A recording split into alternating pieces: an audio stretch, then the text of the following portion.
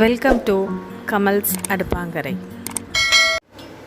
இன்றைக்கி நம்ம பார்க்க போகிறது Hyderabad special recipe. Hyderabad double கா மீட்டான ஒரு பேர் இருக்குது. இதுக்கு ஷாய் துக்டான்னு சொல்லுவாங்க. இது நல்ல ஒரு டெசர்ட் ரெசிபி. 4 ப்ரெட் இருந்தால் சிம்பிளாக ஒரு நல்ல ரிச்சான ஒரு ரெசிபியை ரெடி பண்ணிடலாம். டெசர்ட் ரெசிபியாக இதை கூலாகவும் சர்வ் பண்ணலாம், இதை ஹாட்டாகவும் சர்வ் பண்ணலாம். இதை எப்படி செய்யறதுன்றதை பார்க்கலாம். நம்ம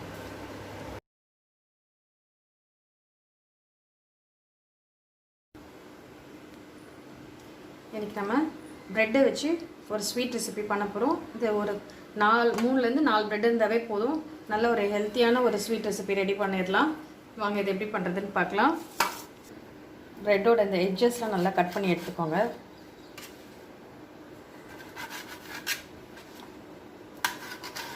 ப்ரெட்டை வந்து ஒரு 1 hour கிட்ட ஃப்ரிட்ஜில் வச்சு எடுத்திங்கன்னா கொஞ்சம் திக்காகிடும். ஸோ அதனால் ப்ரெட்டு கொஞ்சம் ஒரு 1 hour ஃப்ரிட்ஜில் வச்சு எடுத்துருங்க. அப்போ கொஞ்சம் திக்னஸ் கொஞ்சம் நல்லா கூடி கொடுக்கும் உங்களுக்கு. எல்லா ப்ரெட்லையும் இந்த மாதிரி கட் பண்ணி எடுத்துக்கலாம்.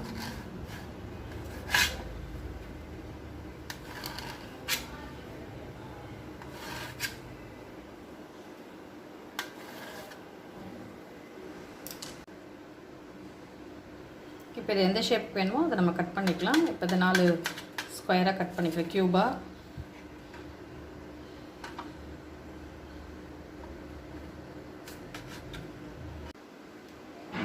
ப்ரெட்டெல்லாம் கட் பண்ணி ரெடி பண்ணிட்டோம். ஃபஸ்ட் ஸ்டெப் வந்து நம்ம ரபரி செய்ய போகிறோம். ரபரி செய்யறதுக்கு நல்ல ஒரு பெரிய கப் அளவுக்கு பால் எடுத்து வச்சுக்கோங்க. இப்போ இந்த பாலுக்கு தேவையான அளவுக்கு சர்க்கரை வந்து அரை கப் எடுத்து வச்சுருக்கேன். பாதாமும் கேஷ்யூநட்டும் இந்த மாதிரி பொடியாக துருவி எடுத்துக்கோங்க. ஒரு 2 ஏலக்காய் தூள் எடுத்துக்கோங்க. கொஞ்சம் சாஃப்ரான் எடுத்து வச்சுக்கோங்க.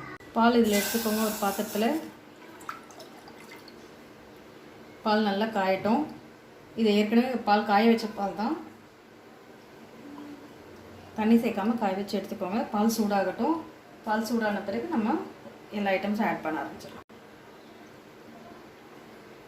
பால் நல்லா கொதி வர ஆரம்பிச்சிச்சு. கொதி வர ஆரம்பிக்கும் போது நம்ம சாஃப்ரான் டைரெக்டாகவே ஆட் பண்ணிக்கலாம். இதுலேயே அது கொதிக்க கொதிக்க இன்னும் அதில் சாஃப்ரான் கலர் இறங்கிடும். இப்போது பாதாமும் கேஷ்யூநட்டும் இதில் ஆட் பண்ணிக்கோங்க. நட்ஸ் வந்து நமக்கு எவ்வளோ பிடிக்குமோ அந்த அளவுக்கு ஆட் பண்ணிக்கலாங்க. ஏலக்காய் தூள் கூடவே ஆட் பண்ணிக்கோங்க.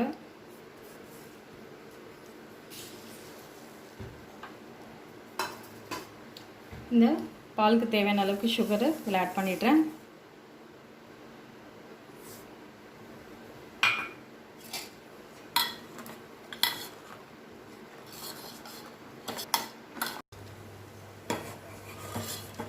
ரபரி நல்லா சுண்ட ஆரம்பிச்சிருச்சு. ஸோ இந்த ஸ்டேஜில் நம்ம இறக்கிக்கலாம் நம்ம ரபரியை. இதில் 3 டேபிள் ஸ்பூன் அளவுக்கு நெய் போட்டிருக்கேன்.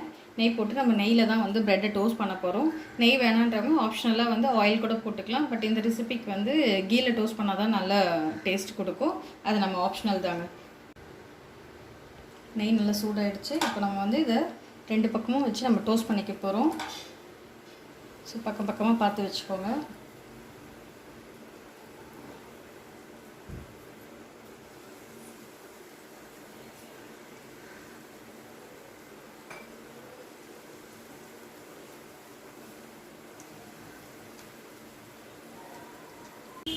ஒரு சைடு நல்லா டோஸ்ட் ஆகட்டும். அதுக்கப்புறமா ஒரு சின்ன ஸ்பூன் வச்சு நம்ம 2 பக்கமும் திருப்பி நல்லா டார்க் ப்ரௌன் வர அளவுக்கு நல்லா டோஸ்ட் பண்ணி எடுத்துக்கலாம்.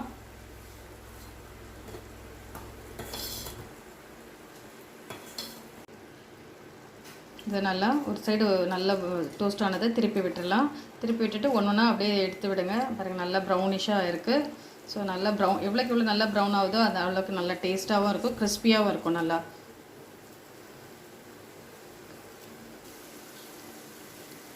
ஒரு சைடு நல்லா டோஸ்ட் ஆகிடுச்சு. அடுத்த சைடு நல்லா டோஸ்ட் ஆகட்டும். டோஸ்ட் ஆகும்போது ஒன்று இப்படி நல்லா தள்ளி விடுங்க. சென்டராக ஒரு பீஸ் வர மாதிரி அப்பப்போ.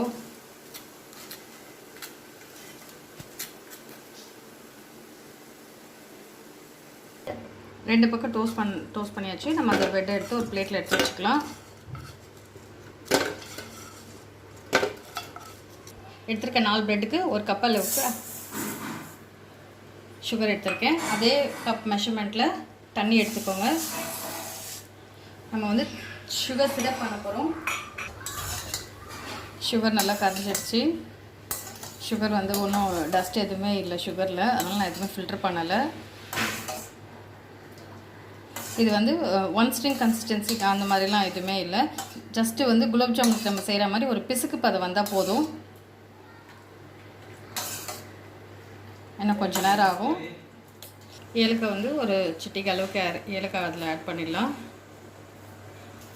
நல்லா திக்காகிடுச்சு. இது பாருங்கள், நல்லா பிசுக்கு பதம் வந்தாச்சு. நம்ம இந்த இடத்துல சுவிட்ச் ஆஃப் பண்ணிடலாம்.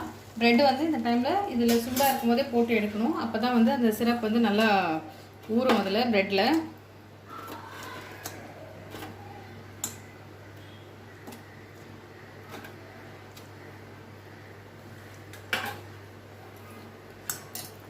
ஒரு 1 மினிட் இருந்தால் போதும்.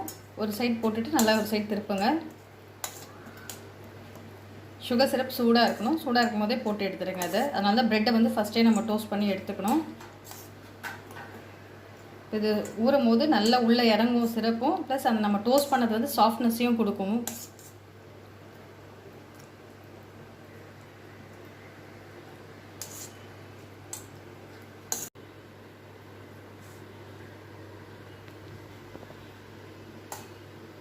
இங்கே பாருங்கள், நம்ம இப்போ எவ்வளோ நல்லா திக்காக டோஸ்ட் பண்ணோம். இப்படி பாருங்கள், சாஃப்டாக இறங்குது பாருங்கள். ஸோ அந்த அளவுக்கு அதை ஊற ஆரம்பிக்கணும். ஸோ இப்போ இந்த ஸ்டேஜில் நம்ம எடுத்துடலாம். இதை தனியாக ஒரு பிளேட்டில் எடுத்து வச்சுக்கோங்க.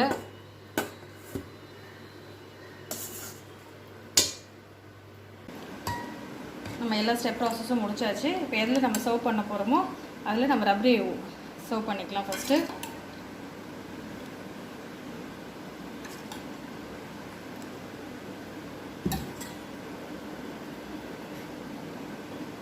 நம்ம சுகர் சிரப்பில் டிப் பண்ண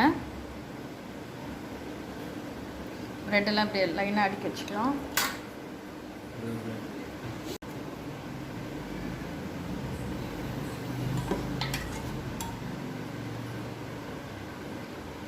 மேலேயே விட்டுக்கோங்க. சர்வ் பண்ணும்போது இதை செய்யுங்க. தனித்தனி ப்ராசஸ் செஞ்சு வச்சுட்டு கூட எப்போ சர்வ் பண்ண போகிறோமோ அப்போ மட்டும் இதில் டிப் பண்ணால் போதும்.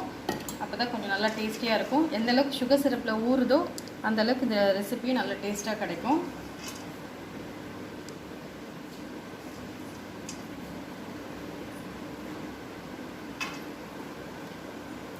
நம்மளோட ஷாய் துக்கடா ரெடி ஆயிடுச்சு.